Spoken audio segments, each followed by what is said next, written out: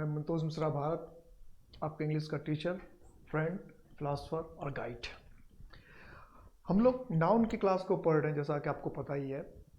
और नाउन में हम लोग proper noun, parts of speech का ऑरिजिन और बेसिक इंग्लिश ग्रामर का कुछ कंसेप्ट पढ़ चुके हैं। अब इसके बाद प्रॉपर नाउन के बाद हम लोग कॉमन नाउन पढ़ने जा रहे हैं।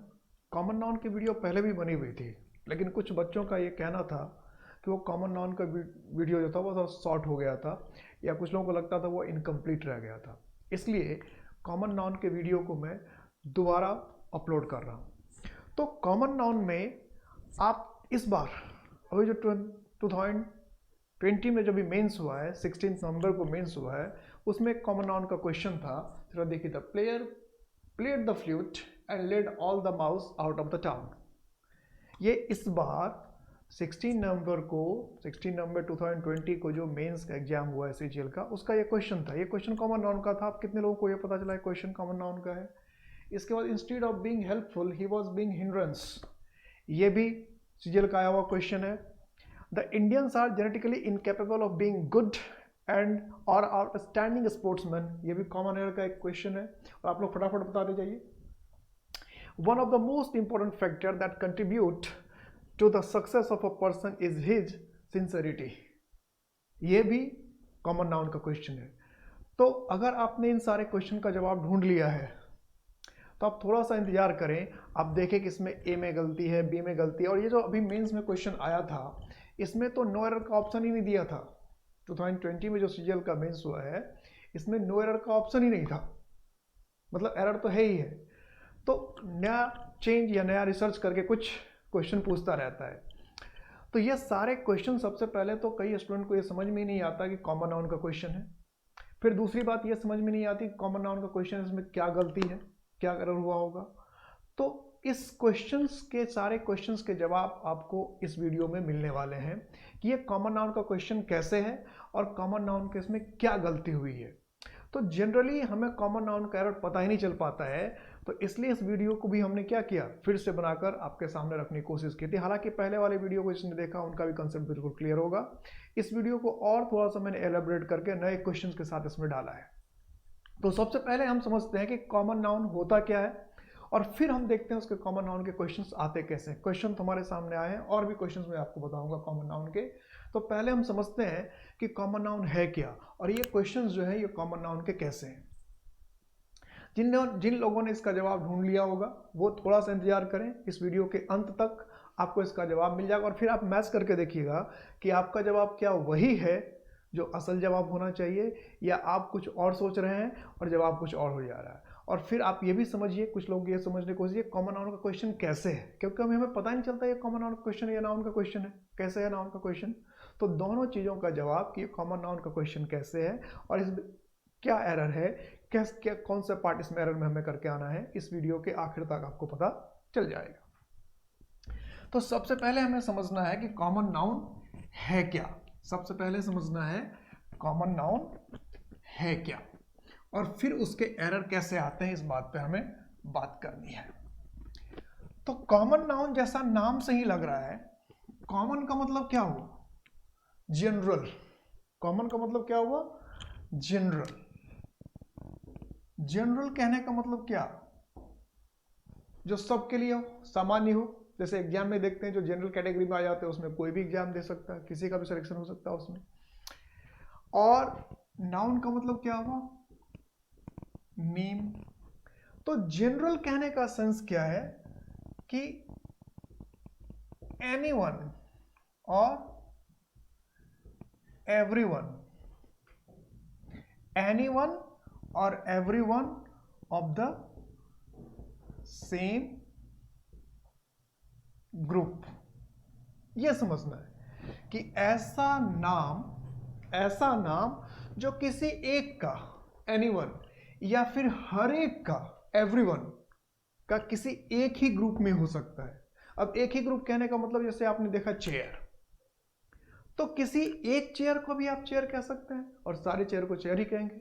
जैसे आपने देखा गाय, तो किसी एक गाय को भी गाय कहेंगे, और दुनिया के किसी भी कोने में आप चले जाइए गाय को तो गाय ही कहेंगे। आप सपोज किए कि आप युगांडा चले गए, रवांडा चले गए, या फिलीपींस चले गए, वहाँ गाय आपको दिखेगी तो गाय को तो गाय ही कहेंगे, भले उस लोकल लैंग्वेज में उस गाय का कुछ अलग नाम हो, लेकिन आप तो गाय को गाय ही कहेंगे। तो गाय एक ऐसा नाम है जिसका इस्तेमाल किसी एक गाय के लिए कर सकते हैं, any one of the same group, किसी एक गाय को भी गाय कह सकते हैं। और एवरी वन, जैसे राम था तो राम एक ऐसा नाम है जो किसी एक को ही कह सकते हैं, हर एक बॉय को हम राम नहीं कह सकते। जैसे इंडिया है तो इंडिया और कंट्री दोनों ही नाउन है, दोनों में डिफरेंस क्या है कि इंडिया किसी एक कंट्री का नाम है और कंट्री वर्ड का इस्तेमाल हम दुनिया के किसी भी कंट्री के लिए कर सकते हैं, चीन के लिए, जापान के लिए, पाकिस्तान के लिए, इंडिया के लिए, किसी के लिए भी कर सकते हैं। तो इसलिए इंडिया प्रॉपर नाउन हुआ और कंट्री प्रॉपर नाउन नहीं हुआ, कॉमन नाउन हुआ कि कंट्री, किसी भी कंट्री को हम कह सकते हैं, किसी एक कंट्री को भी कंट्री कह सकते हैं और दुनिया के हर एक कंट्री को हम कंट्री कह सकते हैं। तो कंट्री कॉमन नाउन हो गया। तो आप कॉमन नाउन पहचान सकते हैं आसानी से। जैसे हमने कहा बुक, तो बुक जो है यह कॉमन नाउन है। क्यों है कॉमन नाउन? किसी एक बुक को हम बुक कह सकते हैं, दुनिया के सभी बुक को बुक कह सकते हैं। हमने कहा फैन, तो फैन क्या है? एक कॉमन नाउन है। तो फैन कॉमन नाउन कैसे है? क्योंकि किसी एक फैन को भी फैन कह सकते, दुनिया के सारे फैन को फैन कह सकते हैं। लेकिन फैन में अगर हमने क्या दिया, उषा, बजाज या हैवेल्स, तो फिर क्या हो जाएगा? Proper noun. तो समझ में आ रहा है प्रॉपर नाउन कॉमन नाउन में क्या डिफरेंस है कि दोनों एक ही नाउन हो सकता है लेकिन नाम रखने का तरीका है। जैसे किसी एक लड़के को आप रवि भी कह सकते हैं, उसे लड़का भी कह सकते हैं। जब उसी लड़के को, उसी ऑब्जेक्ट को आप रवि कहते हैं तो वो प्रॉपर नाउन हो जाता है, और उसी ऑब्जेक्ट को आप बॉय कहते हैं तो वो कॉमन नाउन हो जाता है। इंडिया को अगर आप इंडिया कहते हैं तो प्रॉपर नाउन हो गया, और इंडिया को इंडिया छोड़कर आप क्या कहें, कंट्री कह दें, तो वही कॉमन नाउन हो गया, है ना। तो नाम रखने का तरीका है कि कोई ऐसा नाम आप रखेंगे जो किसी एक का ही दूसरे का नहीं है तो वो प्रॉपर नाउन हुआ, और कोई ऐसा नाम आपने रख दिया जो उसके जैसे किसी दूसरे को भी कह सकते हैं, तीसरे को कह सकते हैं, चौथे को कह सकते हैं। जो पढ़ा रहा है उसे मुझे भी टीचर कह रहे हैं, दूसरे को टीचर कह सकते हैं, तीसरे को भी टीचर कह सकते हैं, जो पढ़ा रहा है सबको टीचर कह सकते हैं। किसी एक को भी कह सकते हैं, दूसरे को भी कह सकते हैं। जो पढ़ रहा है किसी एक को भी स्टूडेंट कह सकते हैं, और सब जो पढ़ाई कर रहा है सबको स्टूडेंट कह सकते हैं। तो पहचान लेंगे कॉमन नाउन। अब कॉमन नाउन में एरर कैसे आता है इसे समझना चाहिए हमें। जैसे सिंपली किसी ने लिख दिया कि यू आर बॉय, तो क्या यह सेंटेंस सही है? तो यू आर बॉय सही नहीं है। कोई लिखता है दिस इज पेन, तो क्या यह सेंटेंस सही है? तो यह सेंटेंस सही नहीं है। एक बात तो यह समझना है। दूसरी बात यह समझनी है, जैसे हम लिखते हैं a pen, the pen, pens, the pens और पेन, इसमें सही कौन सा है?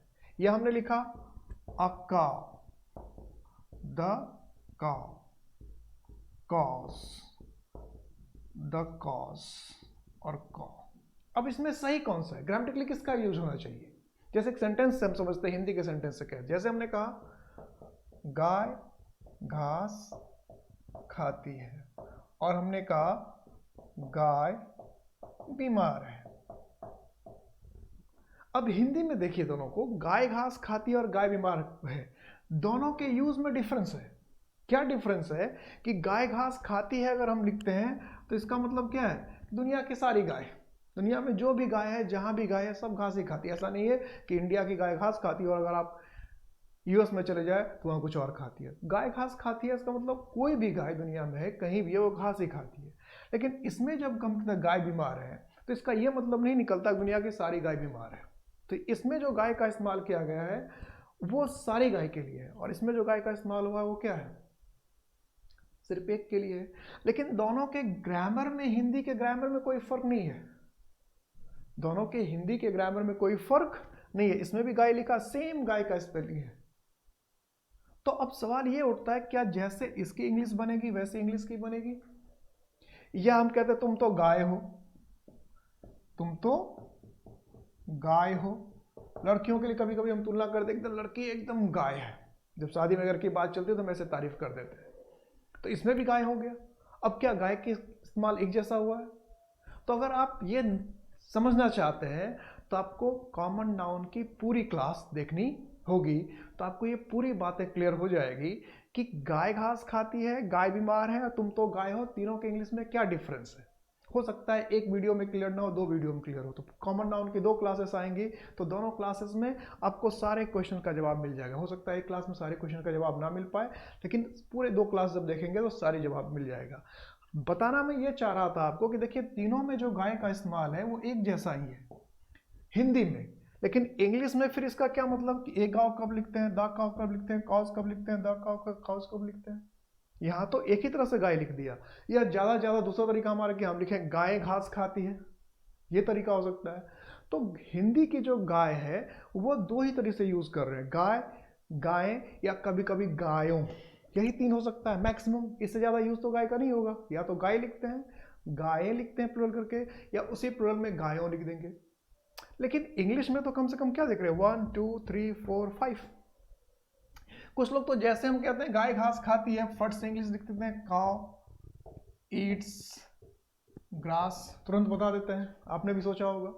या कुछ लोग ये लिख देते हैं काउ ईट ग्रास, जैसे हमने कहा गाय घास खाती है तो यह लिख दी काउ ईट्स ग्रास या काउ ईट ग्रास। कुछ लोग ये सोच के लिखते हैं कि गाय घास खाती है, सारी गाय की बात हो रही है इसलिए ईट कर देते हैं। कुछ लोग सोचते हैं काउ तो सिंगुलर लिख रखा तो ईट्स वर्ब में एस लगा देते हैं तो वर्ब सिंगुलर हो जाएगा।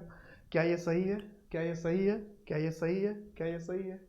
तो आपको जानकर आश्चर्य होगा कि ये चारों सेंटेंस गलत है। इसलिए हम कॉमन एरर का इस्तेमाल गलती समझ नहीं पाते एग्जाम में, क्योंकि हमें तो ये सही लग रहा था, हमें ये भी सही लग रहा था, हमें सेंटेंस ये भी सही लगता है, हमें सेंटेंस ये भी सही लगता है, लेकिन चारों ही सेंटेंस ग्रामेटिकली गलत है। तो हमें यह समझना होगा कि ये कॉज, द कॉज और द कॉज और कॉ में क्या डिफरेंस है। अगर हम इसे नहीं समझ सकते हैं तो कॉमन एरर का पता नहीं चलेगा क्या गलती होती है और कैसे गलती होती है। और अभी जो मैंने 4 क्वेश्चंस लिखे थे जो प्रीवियस ईयर के आए हुए हैं वो भी कॉमन एरर से रिलेटेड है और इन्हीं सब चीज़ों से रिलेटेड है। अगर इन चीज़ों को हम बुनियादी तौर से समझते हैं, ठीक से समझते हैं, तो बड़े बड़े क्वेश्चन बना सकते हैं। होता है ना, बड़ा सा पेड़ जो है वो छोटे से बीज में छुपा होता है, तो यही ये छोटा सा बीज है। अगर इसको हम समझ लेते तो वो जो पेड़ जैसा क्वेश्चन दिख रहा था, बहुत लंबा क्वेश्चन दिख रहा था, वो यूं बन जाता, क्योंकि पेड़ बीज में ही छुपा होता है। तो इन चीज़ों को हम लोग समझते हैं पहले कि इंग्लिश के ए कॉ, द कॉ, कॉज और द कॉज में क्या डिफरेंस है, इसकी इंग्लिश कैसे बननी चाहिए और इसकी इंग्लिश कैसे बननी चाहिए, और फिर हमें बात क्लियर होगी और एग्जाम के किसी भी क्वेश्चन को हम बना सकते हैं। तो सबसे पहली बात ये समझिएगा, कॉमन नाउन में किसी को कोई दिक्कत तो नहीं हो रही ना, समझ में आ रही है बात? तो अगर बात आपको समझ में आ रही है, कॉमन नाउन आपने पहचान लिया कि कॉमन नाउन को कैसे पहचानते हैं, तब उसको एरर बनाना भी आसान है। बस पहचानना जरूरी है कि कॉमन नाउन को आप पहचान ले ठीक से। तो सबसे पहली बात यह है कि अगर आपने जान लिया कि कॉमन नाउन है, तो कॉमन नाउन किसी भी सेंटेंस में जब इस्तेमाल होता है तो या तो एक के लिए इस्तेमाल होगा, या एक से अधिक के लिए इस्तेमाल होगा, या सब के लिए इस्तेमाल होगा। जैसे हम कहते हैं गाय बीमार है, तो इसका मतलब कोई एक गाय बीमार है, एक के लिए इस्तेमाल हुआ। गाय घास खाती है, तो इसका मतलब सारी गाय की बात हो रही है, मतलब या तो एक के लिए इस्तेमाल हुआ, या एक से अधिक के लिए इस्तेमाल हुआ, सब के लिए इस्तेमाल हुआ। कभी कभी क्या हो सकता है, एक से अधिक के लिए इस्तेमाल हो लेकिन सब के लिए इस्तेमाल ना हो। जैसे कहते हैं लड़के आ रहे हैं, तो लड़के आ रहे हैं इसका मतलब एक से अधिक लड़के हैं, लेकिन सभी लड़के आ रहे हैं दुनिया की, ऐसी बात तो नहीं है। लेकिन अगर हम कहते हैं लड़के बदमाश होते हैं, तो इसका मतलब दुनिया के सभी लड़कों की बात हो रही है ना। तो इसका मतलब जनरली कॉमन नाउन का जो इस्तेमाल करते हैं, या तो हम एक के लिए करते हैं, या सभी के लिए करते हैं, या फिर एक से अधिक के लिए करते हैं लेकिन वो सभी के लिए नहीं होता है। या अगर हमने किसी को कह दिया एकदम बैल है, एकदम गाय है, तो इसका मतलब गाय की क्वालिटी के लिए इस्तेमाल कर रहे हैं। तो इस जो 4 वेज हैं कॉमन नाउन के हिंदी में यूज करने के, इसके इंग्लिश कैसे बनते हैं, इंग्लिश में क्या डिफरेंस होता है, इसी को हम सीखते हैं। तो सबसे पहली बात क्या है, सबसे पहला पॉइंट क्या लिखेंगे आप, फर्स्ट यूज सैलिएंट फीचर्स में, हाउ टू यूज में सैलिएंट फीचर्स। सैलिएंट का मतलब क्या आता है, इंपॉर्टेंट। सैलिएंट आपको वर्ड एसएससी में पूछा हुआ 1 वर्ड सब्सिट्यूट में, तो सैलिएंट का मतलब हुआ इंपॉर्टेंट, महत्वपूर्ण। फीचर्स का मतलब क्वालिटीज। बेसिकली हम ये सीखना चाहते हैं कि how to use a common noun, कि कॉमन नाउन का ग्रामेटिकल यूज कैसा होता है, ग्रामर में क्या यूज होता है कॉमन नाउन का। तो फर्स्ट यूज है, first thing is it is necessary to use a or an if a common noun is used for one, कि आपको ये देखना पड़ेगा कि अगर एक के लिए इस्तेमाल हुआ है तो भले हिंदी में एक ना लिखा हो, लेकिन अगर कॉमन नाउन एक के लिए इस्तेमाल हुआ तो आपको ए या एन लगाना पड़ेगा। ये आर्टिकल चैप्टर में और क्लियर है, अगर आप आर्टिकल चैप्टर को ठीक से देखें तो आर्टिकल चैप्टर में लिखा रहता है कि ए और एन के यूज में कि सिंगुलर नाउन, काउंटेबल नाउन, तो जैसे काउंटेबल नाउन हुआ तो कॉमन नाउन हो गया, और सिंगुलर मतलब वन। तो इसका क्या मतलब हुआ कि आर्टिकल चैप्टर भी आपको ये बता रहा है कि अगर कोई काउंटेबल नाउन सिंगुलर है तो उसके साथ ए और एन लगेगा, या तो ए लगेगा या एन लगेगा, और कब ए लगेगा कब एन लगेगा ये आर्टिकल चैप्टर बताता है, वॉल कॉन्सोनेंट का चक्कर है। लेकिन ये तो क्लियर है कि अगर काउंटेबल नाउन है, सिंगुलर है, तो या तो ए लगेगा या एन लगेगा। अगर ए और एन दोनों में से हम कुछ भी नहीं लगा रहे हैं तो हमारा वो ग्रामेटिकल मिस्टेक है, ग्रामेटिकली हमने गलत कर दिया। तो आप ये ध्यान रखिएगा कि कोई भी कॉमन नाउन जो काउंटेबल है, कॉमन नाउन काउंटेबल होता ही है, तो वो जब सेंटेंस में इस्तेमाल होगा तो ये एक के लिए इस्तेमाल होगा या फिर एक से अधिक के लिए इस्तेमाल होगा। अगर एक के लिए इस्तेमाल हुआ है तो उसके साथ ए और एन का लगाना कंपलसरी है, या तो ए लगेगा या एन लगेगा। हम लोग क्या सोच कर जाते हैं कि आर्टिकल का मिस्टेक कुछ ऐसा आएगा कि एन लगाना होगा, हम ए लगा दिया होगा, ए लगाना होगा, एन लगा दिया होगा, यही सोचकर हम आते हैं और ये कहते हैं कि कभी भी आर्टिकल की गलती हमें पता ही नहीं चलता एग्जाम में। तो एग्जाम में आर्टिकल गलती कैसे करता है कॉमन नाउन के साथ कि जहां आर्टिकल आना चाहिए वह आर्टिकल लगाता ही नहीं है। अगर ए के जगह एन लगा दे और एन के जगह ए लगा दे तो गलती ढूंढना किसी के लिए भी आसान है ना। आप एप्पल के साथ ए लगा दिया कोई भी गलती ढूंढ लेगा, बनाना के साथ एन लगा दिया कोई भी गलती ढूंढ लेगा। तो एग्जाम में करता क्या है कि ना तो ए लगाता है ना एन लगाता है, जबकि रूल ये है कि कोई भी काउंटेबल नाउन अगर एक के लिए इस्तेमाल हुआ है तो उसके साथ ए या एन का आना कंपलसरी है। और एग्जाम में क्या करता है, ना तो ए का यूज करता है ना एन का यूज करता है। जैसे हमने कहा हिंदी में यह पंखा है या कलम है, तो हिंदी में तो हमने कहा यह पंखा है, तो इंग्लिश में बना दिया दिस इज फैन, तो यह सही नहीं होगा। हिंदी में हम कहते हैं कि नहीं यह एक पंखा है, वह एक लड़का है, हम ऐसा नहीं कहते। हिंदी में सिंपली कहते हैं वह लड़का है, वह आदमी है, यह किताब है। लेकिन इंग्लिश ये कहता है कि भले हिंदी में आपने एक नहीं कहा हो, लेकिन अगर आपको सेंस से क्लियर हो कि कोई काउंटेबल नाउन एक के लिए आया है तो उसके साथ ए या एन लगना चाहिए। तो इस सेंटेंस में क्लियर है कि दिस से ये जो फैन है वो एक के लिए आया है, तो एक के लिए आया तो इसके साथ ए लगना क्या है, कंपलसरी है। क्या है, कंपलसरी है। जैसे हमने किसी को कहा यू आर बॉय, तो यू आर बॉय जैसे हमने कहा तो इसका मतलब ये यू या तो एक के लिए है या एक से अधिक के लिए है।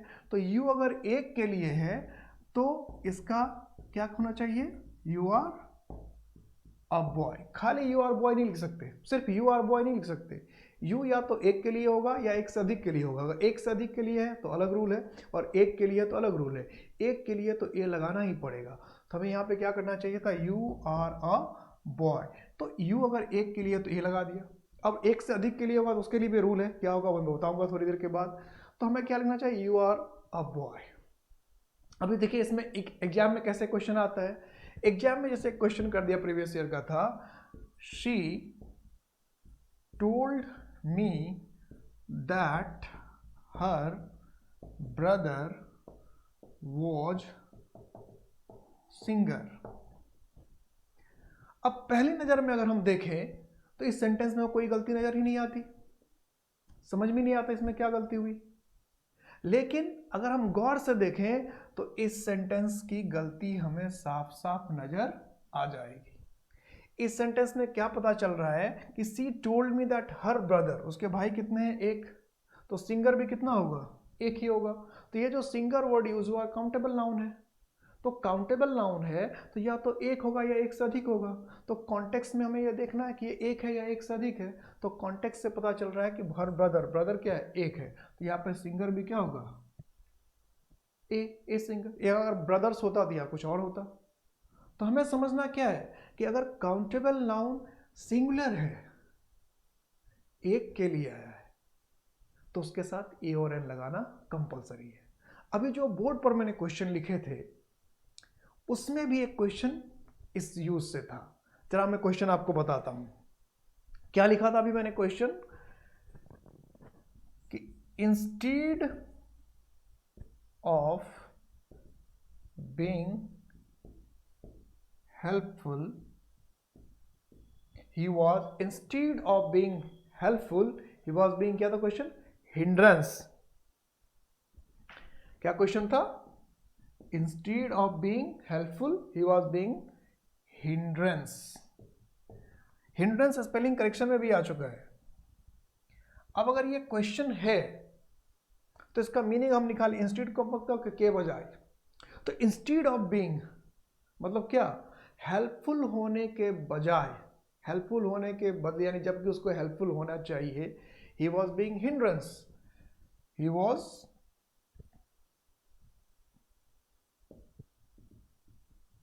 बीइंग हिंड्रेंस या ही वॉज हिंड्रेंस।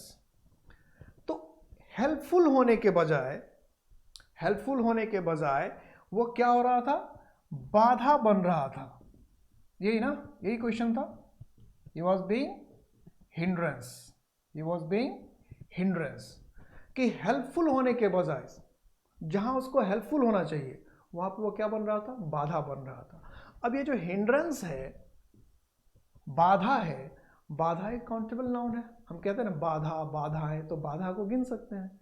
तो बाधा अगर काउंटेबल नाउन है, इसको हम गिन सकते हैं, तो एक आदमी एक बाधा बन रहा था, तो ही है इसमें, तो ही क्या है, सिंगुलर है, तो वही इंसान आपके लिए बाधा बन रहा था ना, तो वो इंसान अकेला है, तो बाधा भी अकेला हुआ ना। तो इसमें जो हिंड्रेंस का इस्तेमाल किया हुआ वो एक के लिए किया गया है, इसलिए इस हिंड्रेंस के पहले क्या होना चाहिए था, ए। इसलिए गलती किस पार्ट में करके आते हैं, सी, कि अगर ए लिखा था, बी लिखा था, सी लिखा था और डी था, नो एरर। तो क्या करके आना था, सी, क्योंकि एक व्यक्ति हमारे लिए बाधा का काम कर रहा है। जैसे हिंड्रेंस है वो किसके लिए आया, एक व्यक्ति के लिए। जैसे इससे पहले हमने बॉय लिखा, तो बॉय यू, अगर एक के लिए आया तो ए लगाया। ये फैन दिस के लिए आया, मतलब एक के लिए आया तो ए लगाया। यहाँ भी जो हिंड्रेंस है वो किसके लिए है, तो यहाँ जो हिंड्रेंस है वो ही के लिए, ही के लिए है। इसका मतलब क्या है, सिंगुलर है। सिंगुलर है तो हिंड्रेंस के पहले क्या आना चाहिए, ए आना चाहिए। समझ में आगे बात। तो ध्यान क्या रखना है कि आपको सबसे पहले पहचानना है नाउन को। अगर वो प्रॉपर नाउन है, उसका ग्रामर क्या है आपने पहले क्लास में देख लिया है, इससे पहले वाले वीडियोस में। अब कॉमन नाउन तो जनरल नेम है, ऐसा नाम जो किसी का भी हो सकता है, और कॉमन नाउन जनरली काउंटेबल होता ही है, ये ध्यान रखिएगा। तो कोई काउंटेबल नाउन है तो आप ऐसे भी याद रख सकते हैं, अगर कोई काउंटेबल नाउन है तो या तो एक होगा और एक से अधिक होगा। हिंड्रेंस एक काउंटेबल नाउन है, तो अगर वो एक है तो उसके साथ ए लगाना जरूरी है। अगर नहीं लगाया आपने आर्टिकल तो सेंटेंस गलत हो जाएगा। तो आपको यह ध्यान रखना पड़ेगा कि काउंटेबल नाउन अगर एक के लिए इस्तेमाल हुआ तो उसके साथ एक लगाना क्या है, कंपलसरी है, जरूरी है। अगर आप यूज नहीं करेंगे तो गलत हो जाएगा। ये तो फर्स्ट रूल था। अब सेकेंड रूल पर आते हैं। सेकेंड रूल क्या कहता है कि अगर कोई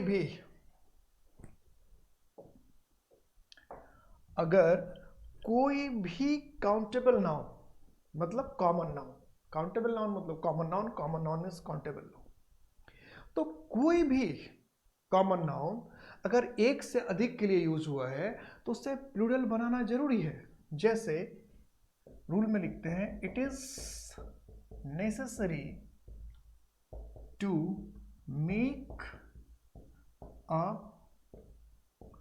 common noun plural if it is used for more than one, कि अगर एक से अधिक के लिए इस्तेमाल किया गया है, मोर देन वन, एक से अधिक के लिए इस्तेमाल किया गया तो उससे प्लूरल बनाना जरूरी है। तो एक के लिए है तो एन लगाना जरूरी है, और एक से अधिक है तो उसको प्लूरल बनाना जरूरी है। ये एग्जाम के पॉइंट ऑफ व्यू से बहुत इंपॉर्टेंट है। इसका मतलब एग्जाम में क्या करता है कि एक हो तो भी एन नहीं लगाता, और एक से अधिक है तो भी उसको प्लूरल नहीं बनाता। प्लूरल बनाने का मतलब क्या, उसमें एस और एस लगाना। तो अगर एस और यस अगर मोर देन वन है तो प्लूरल होना चाहिए, प्लूरल होना चाहिए मतलब एस और यस लगना चाहिए। या प्लूरल कैसे बनता है, इसके लिए एक अलग से चैप्टर है, नंबर चैप्टर, जो नाउन खत्म होने के तुरंत बाद में पढ़ाऊंगा। नाउन खत्म होने के बाद में तुरंत बाद में नंबर चैप्टर पढ़ाऊंगा। इसमें यही सिखाया जाता है कि सिंगुलर से प्लूरल कैसे बनाता है। और नंबर चैप्टर से, नाउन से भी काफी क्वेश्चन बनते हैं एग्जाम में, और नंबर चैप्टर से भी बहुत सारे क्वेश्चन बनते हैं, खूब क्वेश्चन बनते हैं एग्जाम के। और यही दोनों चैप्टर ऐसे हैं जिसके क्वेश्चन जनरली लोगों को समझ में नहीं आते, क्योंकि सिंगुलर प्लूरल करना हमें लगता है कि कोई जरूरी नहीं है, बॉय है तो ठीक ही है, बॉय में क्या गलती है। लेकिन इंग्लिश ग्रामर कहता है कि बॉय है तो या तो ए बॉय होगा, या द बॉय होगा, या बॉयज होगा, सिर्फ बॉय हम नहीं लिख सकते। अब ये दोनों रूल से क्या क्लियर हुआ कि या तो हमें ए स्टूडेंट लिखना चाहिए या स्टूडेंट्स लिखना चाहिए। अगर एक है तो ए लिखना जरूरी है, और एक से अधिक है तो एस लगाना जरूरी है। अब फिर तीसरी बात हमें यह देखनी पड़ेगी द स्टूडेंट क्या होता है, द स्टूडेंट्स कब लिखते हैं। लेकिन अब ये क्लियर हो गया कि अगर काउंटेबल नाउन है तो एक है या एक से अधिक है। एक है तो ए और एन लगाना जरूरी है, और एक से अधिक है तो एस और एस लगाना जरूरी है। ठीक है, एकदम ध्यान रखिएगा, कोई भी काउंटेबल नाउन अगर आपके सेंटेंस में है तो पहले वह चेक कर लीजिएगा कि वो सेंटेंस में एक के लिए आया है कि एक से अधिक के लिए। मतलब एग्जाम में एरर ढूंढते समय आपको ये भी ढूंढना रहे कि कौन से कहीं इसमें कॉमन नाउन तो नहीं है, कहीं प्रॉपर नाउन तो नहीं है, तब गलती आराम से समझ में आने लगेगी। क्या करना है कि एक बार ये देख लेना है कि जो भी सेंटेंस में 8 to 10 वर्ड्स तो दे रहते हैं, तो एक सेकंड लगेगा आपको, ये 2 सेकंड लगेगा चेक करने में कि इसमें प्रॉपर नाउन है क्या, कॉमन नाउन है क्या, काउंटेबल नाउन, कलेक्टिव नाउन है क्या, एब्स्ट्रैक्ट नाउन है क्या, बस हो गया, एक बार देखना है। तो 10 से 12 वर्ड्स होते हैं, और एक नज़र में हमें देख लेना है कि उस 10 to 12 वर्ड्स में कोई proper noun, common noun, collective noun, material noun या एब्स्ट्रैक्ट नाउन है क्या। फिर उसके फीचर देख लेंगे, फटाक से गलती समझ में आ जाएगी।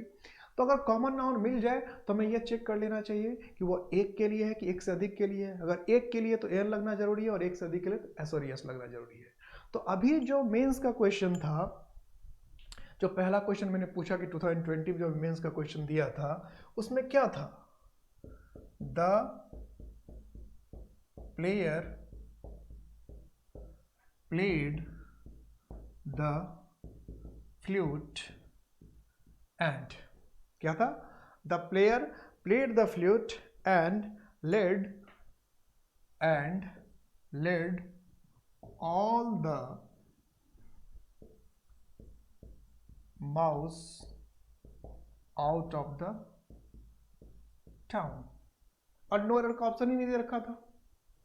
इस बार जो 2020 में नो एरर का ऑप्शन ही नहीं था, 3 ही ऑप्शन दे रखे थे, ABC, एरर कहीं ना कहीं था, नो एरर का ऑप्शन ही नहीं था। अब अभी जब से मैंने चैप्टर की बात की थी कि नंबर चैप्टर का, तो सबसे पहले तो हमें यह देखना है कि इसमें क्या गलती, कॉमन नाउन कोई है क्या।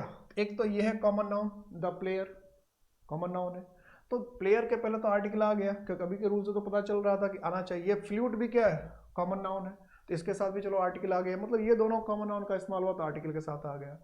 अब ये देखते हैं, ये जो माउस है, माउस का मतलब क्या है, चूहा।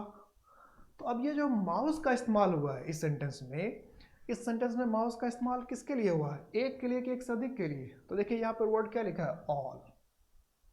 जैसे ऑल लिख दिया तो इसका मतलब क्या है, ऑल के लिखते ही माउस का इस्तेमाल हो गया मोर देन वन के लिए। तो हिंट दिया हुआ क्वेश्चन में, लेकिन फिर भी एरर किया हुआ है। हिंट क्या दिया है कि ऑल लिखा है। जैसे ऑल लिखा है तो हमें यह चेक करना चाहिए कि ये माउस जो है वो सिंगुलर है कि प्लूरल है। हमें क्या चेक करना चाहिए, सिंगुलर है कि प्लूरल है। तो माउस तो सिंगुलर वर्ड है, तो माउस सिंगुलर वर्ड है, तो ऑल के साथ कैसे इस्तेमाल हो सकता है, ऑल के साथ तो प्लूरल होगा। तो इसलिए इसमें गलती इस पार्ट में, माउस की जगह पे क्या होना चाहिए, अब माइस। माउस का प्लूरल क्या होता है, माइस। अब यहाँ पे कुछ लोग कंफ्यूज करते हैं, क्या सोचते हैं, कुछ लोगों को क्या पता रहता है, यार माउस का मतलब तो चूहा होता है और माइस का मतलब चूहिया होता है, लेकिन ऐसा नहीं है। माउस का प्लूरल क्या है, माइस है, तो ये यहाँ पर माइस होना चाहिए। अब कुछ लोग ये सवाल पूछेंगे कि एस और एस से प्लूरल होता है तो ये माइस कैसे हुआ। तो कुछ के प्लूरल डिफरेंट होते हैं, जैसे चाइल्ड का प्लूरल चिल्ड्रन है, डिफरेंट, चाइल्ड्स तो नहीं है।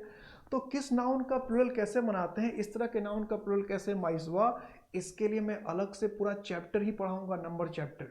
नंबर चैप्टर के भी 10 to 15 क्लासेस होंगे, नाउन के तुरंत बाद होंगे। तो नंबर चैप्टर को नाउन के बाद जरूर पढ़िएगा, ये देखने के लिए कि सिंगुलर से प्लूरल कैसे बनाते हैं, और ये माउस का प्लूरल माइस कैसे हुआ, उस चैप्टर में और डिटेल से बताऊंगा। तो यहाँ कंसेप्ट क्या समझना था कि जो एक से अधिक है तो उसे प्लूरल बनाना जरूरी है, और अगर एक है तो उसके साथ ए और एन का लिखना जरूरी है। समझ में आ गई बात। अब इसी में एक क्वेश्चन मैंने और लिखा था, क्या था क्वेश्चन, द इंडियंस आर, ऐसा क्वेश्चन लिखा था मैंने, ये भी ऐसे सिखाया हुआ है, द इंडियंस आर जेनेटिकली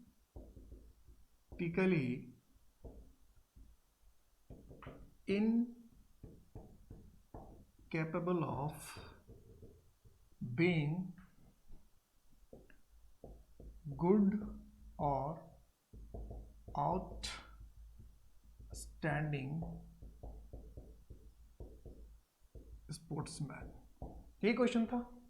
तो देखने में ये क्वेश्चन क्या लगता है, कितना लंबा लगता है, और बनाया भी डिफिकल्ट वर्ड का भी खूब यूज किया जाता है। इंडियंस आर जेनेटिकली, जेनेटिकल का मतलब क्या हुआ, जिन समझते हैं ना, अनुवांशिकी। और इनकैपेबल, इनकैपेबल का मतलब क्या हुआ, असमर्थ। तो क्वेश्चन की लंबाई चौड़ाई देखिए कितना बना है, ए बी सी करके पता नहीं कैसे कैसे लंबा चौड़ा क्वेश्चन बना दिया। तो अब इसमें देखते हैं गलती किधर है। तो देखते हैं ये Indians are genetically incapable of being good और आउटस्टैंडिंग। आउटस्टैंडिंग का मतलब क्या हुआ, बेहतरीन, और स्पोर्ट्समैन का मतलब खिलाड़ी। अब यहाँ पर देखिए कॉमन नाउन का इस्तेमाल किधर किधर हुआ है, यहाँ इंडियंस का इस्तेमाल भी क्या हुआ, सारे इंडियंस के लिए हुआ जनरली, तो ये प्लूरल हो गया, ठीक है। तो ये जो स्पोर्ट्समैन है ये भी तो कॉमन नाउन है, और ये स्पोर्ट्समैन किसके लिए आया, इंडियंस के लिए आया। इंडियंस क्या है, मोर देन वन का इस्तेमाल हुआ। तो जब मोर देन वन के लिए इस्तेमाल किया गया है तो स्पोर्ट्समैन में एम एन हमने लिख रखा है, तो एम एन तो सिंगुलर हुआ ना, अब ये फिर प्लूरल होगा, तो स्पोर्ट्समैन का प्लूरल क्या होगा, स्पोर्ट्स एम एन होना चाहिए। अब इसलिए गलती समझ में नहीं आती, इसलिए गलती समझ में नहीं आती है कि इतनी छोटी सी गलती रहती है कॉमन नाउन की, और सेंटेंस की लंबाई बहुत बड़ी होती है, तो हम सेंटेंस की लंबाई चौड़ाई गहराई नापते रह जाते हैं और एरर हमसे छूट जाता है। अब क्या ध्यान रखिएगा, सेंटेंस की लंबाई चौड़ाई मत नापिए, सेंटेंस में वर्ड्स देखिए, जो वर्ड्स यूज हुआ उसमें कोई कॉमन नाउन है क्या, कोई प्रॉपर नाउन है क्या, कोई कलेक्टिव नाउन है क्या, और फिर उसका यूज देख लीजिए, गलती अपने आप समझ में आ जाएगी। तो अभी हम लोग नाउन पढ़ रहे इसलिए नाउन पर फोकस कर रहे हैं, तो कोई भी सेंटेंस आ जाए तो कम से कम नाउन की गलती है कि नहीं ये देखने के लिए कम से कम नाउन को तो चेक कर ले, फिर नाउन को हटाकर दूसरी बात, अगर नाउन की कोई गलती नहीं होगी तो फिर दूसरी बात देखें, लेकिन एक बार नाउन को चेक जरूर कर लेना कि क्या उसमें कोई काउंटेबल नाउन है, कोई क्या उसमें प्रॉपर नाउन है, कलेक्टिव नाउन है, मटेरियल नाउन है, एब्स्ट्रैक्ट नाउन है, उसका यूज कैसे होगा, क्योंकि सेंटेंस है तो उसमें नाउन होगा ही होगा, सेंटेंस है तो उसमें नाउन या प्रोनाउन होगा ही होगा। तो गलती नाउन में भी हो सकती है, गलती प्रोनाउन में भी हो सकती है। तो क्या समझा अभी हमने, क्या देखा कि सेंटेंस की जानबूझकर लंबाई बड़ी कर दी जाती है, और जहां नाउन को प्लूरल होना चाहिए वहां भी सिंगुलर रखा जाता है, और जहां सिंगुलर होना चाहिए और एन का इस्तेमाल होना चाहिए वहां एन का इस्तेमाल करता ही नहीं है। एक क्वेश्चन मैंने और लिखा था इसमें, वो क्वेश्चन क्या था,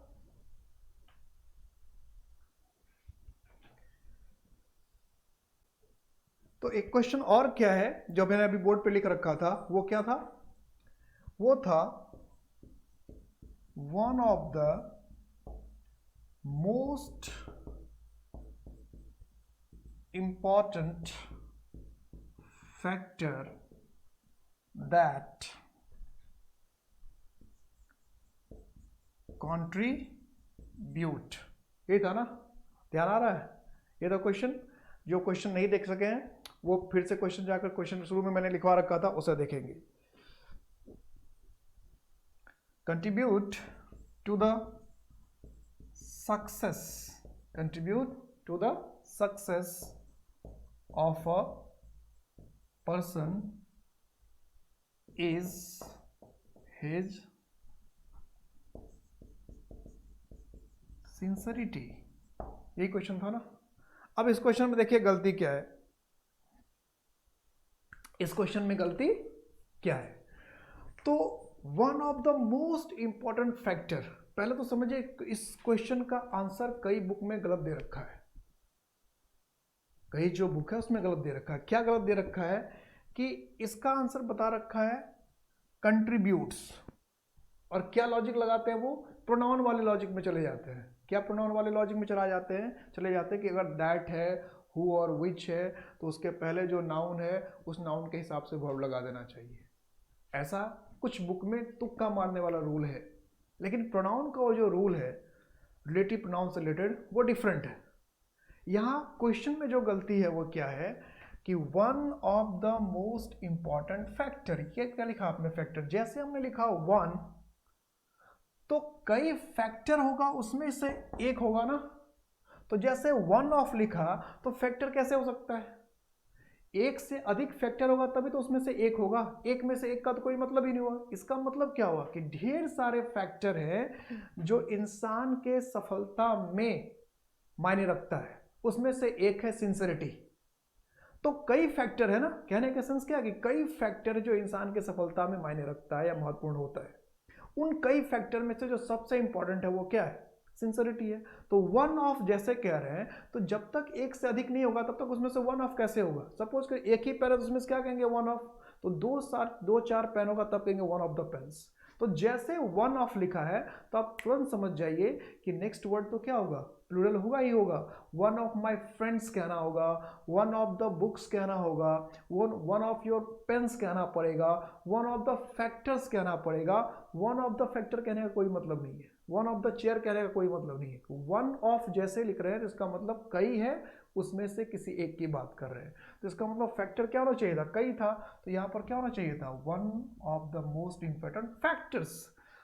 अब जैसे फैक्टर्स है तो रिलेटिव प्रोनाउन वाला रूल भी काम कर जाएगा कि दैट के पहले क्या है, फैक्टर्स है, और फैक्टर्स है तो प्लूरल है, उसके हिसाब से क्या होना चाहिए, वर्ब कंट्रीब्यूट होना चाहिए।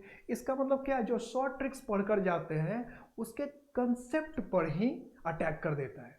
तो हम सोच के ये आ रहे थे कि दैट के पहले फैक्टर है तो क्या होना चाहिए था, कंट्रीब्यूट हो जाना चाहिए था। लेकिन अगर फैक्टर का यूज गलत कर दिया, बेस को ही गलत कर दिया, तब क्या करेंगे आप। तो इसलिए हमें पूरी सावधानी से क्वेश्चन बनाना चाहिए, नहीं तो इसीलिए हम लोग ऐसे क्वेश्चन को चैलेंज करते रहते हैं कि कभी क्वेश्चन की बारीकी को समझते नहीं है, हम बनाकर कुछ और आते हैं, किताब में देख लिया हमने रूल, हमें बोला ये तो वही रूल चल रहा है। लेकिन इसने क्या किया कि हमारे जो कंसेप्ट है, बिना समझा हुआ कंसेप्ट है, जो रट्टा मारा हुआ कंसेप्ट है, उसकी वजह से ये गलती हमने कर दी, कंट्रीब्यूट्स कर दिया। कुछ बुक ने भी सोल्यूशन दे रखा, बच्चे खुश हो जाते हैं, हाँ हमारा तो बुक के हिसाब से यही क्वेश्चन सही है, यही आंसर होना चाहिए, लेकिन एसएससी ने गलत कैसे कर दिया, और चैलेंज करने के लिए चले जाते हैं। तो थोड़े ठंडे दिमाग से अगर हम सोचें देखें तो कई बार हमें एरर साफ साफ पता चल जाता। तो वन ऑफ लिखा तो यहाँ पर क्या होना चाहिए था, फैक्टर्स। इस तरह के बहुत सारे क्वेश्चन है, और जब ये पूरा चैप्टर खत्म हो जाएगा तो मैं बहुत सारे क्वेश्चन कराऊंगा नाउन के, कम से कम 100 क्वेश्चन कराऊंगा मैं नाउन के प्रीवियस ईयर के आए हुए। तो अभी तो मैं सिर्फ कुछ क्वेश्चंस करा रहा हूं ताकि आप देखें कि क्वेश्चंस क्या होते हैं और उसका एरर कैसे आता है। तो अभी आपने दो कंसेप्ट को देखा, दोनों कंसेप्ट से आपने क्वेश्चन देख लिए प्रीवियस ईयर के, और देखा कि क्वेश्चन की लंबाई चौड़ाई कितनी होती है और गलती कितनी छोटी होती है। तो क्वेश्चन की लंबाई चौड़ाई से कभी नहीं घबराना है, क्वेश्चन में बेसिक कंसेप्ट को समझना है। तो दो कंसेप्ट अभी हमने समझा कि काउंटेबल नाउन अगर एक है तो उसके साथ एन लगाना जरूरी है, और एक से अधिक है तो उसे प्लूरल बनाना जरूरी है। और एग्जाम में क्या करता है कि ना ए लगाता है, ना एन लगाता है, ना एस और एस लगाता है। तो ये सोच कर मत जाइए एग्जाम में कि एन के जगह ए लगा देगा और ए के जगह एन लगा देगा, वो आर्टिकल लगाता ही नहीं है जहां आना चाहिए। अब हमें देखना है कि द बॉय और द बॉयज में क्या डिफरेंस है। यहां एक चीज मैं आप लोग को और बता दूं कि हम में से कई ऐसे लोग होते हैं, हम में से कई ऐसे लोग होते हैं जो ये क्वेश्चन कर देते हैं कि 10 अगर हमने लिखा है तो बॉयज क्यों लिखें, 10 तो लिखे दिया तो बॉयज कैसे लिखें, क्यों लिखें, क्योंकि 10 तो प्लूरल हो ही गया, तो बॉयज में एस लगाने की क्या जरूरत है। तो कुछ लोग ये कह देते हैं कि 10 लिख दिया है तो क्या करें, बॉय ही ठीक है, ऐसा भी कोई क्वेश्चन करते हैं। तो इसमें अगर 10 लिख दिया तो बॉय लिखे, ये अपने आप में गलत है। तो जो क्वेश्चन है उसी में आंसर है कि 10 और बॉय जो है यही सही है। लेकिन लोग कहते क्या है कि जब 10 लिख दिया तो बॉय लिखने की क्या जरूरत है। जरूरत ये है कि 10 बता रहा है मोर देन 1। इंग्लिश में ये वर्ड भी है, ए बॉय भी वर्ड है और बॉयज भी वर्ड है, सिंगुलर भी है प्लूरल भी है। बॉय क्या है, सिंगुलर है, और बॉयज क्या है, प्लूरल है। तो अगर हम लिखे ए बॉयज तो ये गलत हो जाएगा। ये क्यों गलत होगा, क्योंकि ए लिख दिया तो ये क्या है, बॉयज है प्लूरल है, ऐसा नहीं होगा, नहीं होना चाहिए। सिमिलरली अगर हम 10 लिख रहे हैं और 10 के बाद हम बॉय लिख रहे हैं तो ये गलत हो जा रहा है। क्यों? क्योंकि 10 बता रहा है मोर देन 1 और बॉय बता रहा है 1, तो दोनों में कंट्रोडिक्शन हो गया ना कि 10 बता रहा है मोर देन 1, तो नाउन का कैसे फॉर्म आना चाहिए? प्लूरल फॉर्म आना चाहिए, और आपने क्या लिख दिया? बॉय, तो गलत हो गया।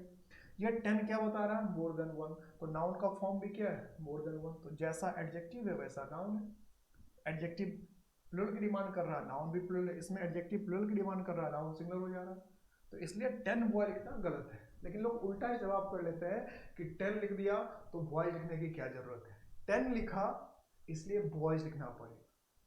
तो जो भी कोई ऐसा वर्ड आ जाए जिससे पता चले कि नाउन एक से अधिक है तो उसे प्लूरल करना जरूरी है। क्लियर हो गई बात? तो इन दो बात को बिल्कुल गांठ बांध कर आप रख लीजिएगा कि नाउन अगर सिंगुलर है तो ए या एन लगाना ही है, वो ए और एन का इस्तेमाल ही नहीं करेगा, और अगर प्लूरल है तो उसमें एस और एस लगाना जरूरी है। अब जो दो कंसेप्ट बाकी रह गया है हम लोग उस पर नेक्स्ट क्लास में बात करेंगे, और उससे क्वेश्चन कैसे बनते हैं उस पर भी बात करेंगे। तो नेक्स्ट क्वेश्चन हमारा क्या बाकी रह गया है कि द बॉय का इस्तेमाल कब करते हैं, द बॉयज का इस्तेमाल कब करते हैं, द काउ का इस्तेमाल कब करते हैं, और द कॉज का इस्तेमाल कब करते हैं। कुछ बच्चे तो ऐसे होते हैं जो ये कह देते हैं प्लूरल नाउन के साथ तो द लगता ही नहीं है, तो ये भी एक गलत कंसेप्ट है। अगर किसी के दिमाग में ये है कि कोई प्लूरल नाउन है उसके साथ द नहीं लगता, तो ये सरासर गलत कंसेप्ट है। इस पर मैं डिटेल से पूरी बात बताऊंगा नेक्स्ट क्लास में। तो कॉमन नाउन का नेक्स्ट क्लास लेकर मैं जल्दी आ रहा हूँ, तब तक आप प्रॉपर नाउन वगैरह को ठीक से देख लीजिए, अच्छी तरह से समझ लीजिए और क्वेश्चंस की तैयारी कीजिए, ठीक है। तो अगर ये वीडियो आपको पसंद आ रही है, ये क्लास पसंद आ रही है, तो क्लास को लाइक करें, शेयर करें, सब्सक्राइब करें और अधिक से अधिक बच्चों तक क्लास को पहुंचने दें। नेक्स्ट वीडियो तक टेक केयर।